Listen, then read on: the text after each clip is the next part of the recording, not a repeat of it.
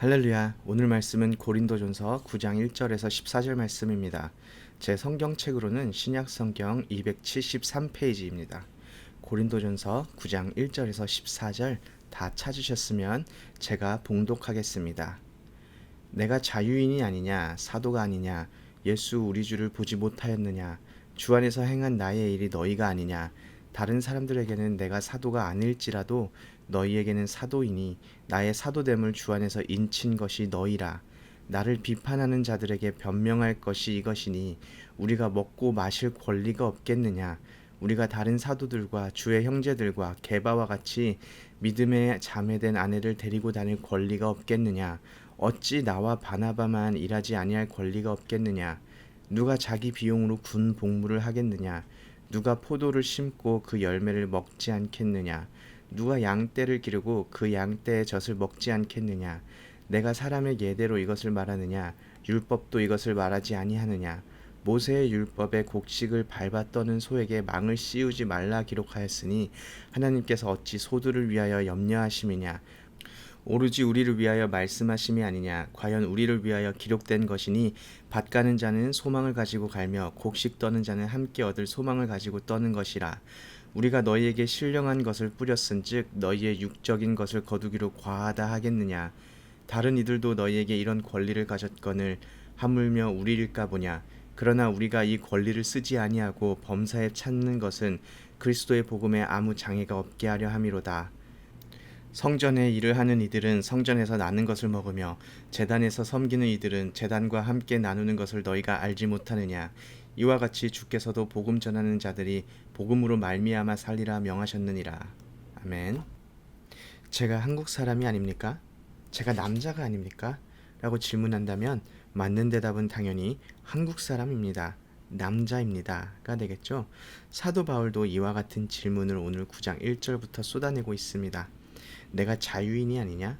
사도가 아니냐? 예수 우리 주를 보지 못하였느냐? 주 안에서 행한 나의 일이 너희가 아니냐? 왜 이런 질문을 하고 있을까요? 오늘 본문을 이해하기 위해서는 우선 고린도 교회의 배경에 대해서 좀 알아볼 필요가 있습니다. 고린도 교회에는 분열이 있었습니다. 그러면서 자연스럽게 사도 바울의 사도권을 인정하지 않고 공격하는 사람들이 존재했습니다. 그래서 사도 바울은 자신의 사도권에 대해서 주장하고 있습니다. 그리고 나서 사도 바울은 자신을 반대하는 세력에 대해 자신을 변호하기 시작합니다. 먹고 마실 권리가 없냐? 다른 사도들과 주의 형제들과 게바와 같이 믿음에 자매된 아내를 데리고 다닐 권리가 없느냐? 어찌 나와 바나바만 일하지 아니할 권리가 없느냐? 질문합니다. 사도 바울 역시 먹고 마실 권리, 그리고 결혼할 권리, 더 자세히 살펴보면 자신뿐만 아니라 자신의 아내나 가족의 생활도 부양받을 권리, 그리고 일하지 않을 권리가 있다고 말을 합니다. 예전에 한국에서는 군대 가서 돈이 떨어지면 집에 전화해서 총 사야 하니까, 총알 사야 하니까 돈 좀 보내달라는 말을 하기도 했습니다. 하지만 사실이 아니죠. 사비로 군복무를 하지 않습니다. 무기와 음식을 공급받아서 군복무를 하죠. 농부도 마찬가지입니다. 내가 사과 농장을 하는데 사과가 먹고 싶어서 마켓에 가지 않습니다. 목자 또한 자기가 기르는 양들을 먹이기도 하지만 양들로부터 먹을 것을 공급받습니다. 일하는 사람은 자신이 하는 일에 대한 정당한 권리를 가지고 있습니다. 사도 바울 역시 그들에게 생활을 지원받을 권리를 가지고 있습니다. 심지어 고린도 교회는 사도 바울이 세운 교회입니다.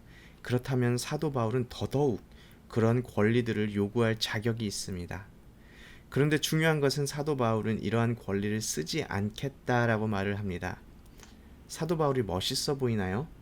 제가 학교에서 일을 할 때 일하면서 점심시간에 점심 먹고 쉬면서 커피도 한잔 할 수 있는 시간이 있습니다. 제 권리죠. 그런데 점심시간에 점심도 안 먹고 쉬지도 않고 학생들을 돕겠다고 말한다면, 또 학교에서 일을 하며 제가 프린트를 많이 하는데 학교에서 나오는 종이를 사용하지 않고 제 사비로 종이를 사서 프린트를 하며 학생들을 돕는다고 하면 제가 멋있어 보이십니까? 아마 겉으로는 아무 말 하지 않으셔도 속으로 저를 바보라 생각하는 분들이 꽤 많을 것입니다. 고린도 교회 상황도 비슷했습니다. 고린도는 헬라 문화권인데요. 헬라 문화권에서 상류층들은 노동을 하지 않습니다. 신체를 사용해서 노동을 하는 것은 자유가 없는 노예들이나 천민들의 일이었습니다. 그런데 사도 바울이 노동을 한다는 사실은 고린도 교회에 있는 사람들에게 있어서, 특히 사도 바울을 반대하는 사람들에게 있어서 사도 바울의 사도직에 결함이 있다라는 생각을 하게 되었습니다. 하지만 정작 사도 바울이 자신의 권리를 사용하지 않는 것에는 이유가 있었습니다. 바로 12절인데요. 그러나 우리가 이 권리를 쓰지 아니하고 범사에 참는 것은 그리스도의 복음에 아무 장애가 없게 하려 함이로다 라고 사도 바울이 이야기하고 있습니다. 사도 바울이 당연히 사용할 수 있는 권리, 좀 누린다 해도 아무도 뭐라 할 것 없는 그 권리를 사용하지 않는 이유는 혹 자신이 권리를 누리는 것으로 인해서 그리스도의 복음이 전해지는 것에 장애가 될까봐 염려했기 때문입니다. 복음을 그의 삶의 최고의 우선순위로 놓은 것이지요. 저는 복음을 위해서 우리의 권리를 포기하자라고 말하는 것이 아닙니다. 억지로 포기가 되겠습니까? 한 번 정도는 입 꽉 깨물고 복음을 위해서 내가 누릴 수 있는 것을 포기할 수 있겠지만 그런 삶을 계속해서 살아가는 것은 사실 쉽지가 않습니다.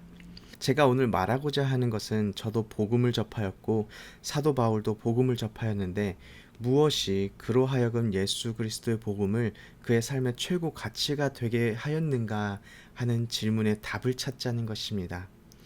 우리가 복음을 진정으로 깨닫게 된다면 우리는 누가 시키지 않아도 우리의 권리를 복음을 위해 내려놓는 삶을 살 수밖에 없습니다.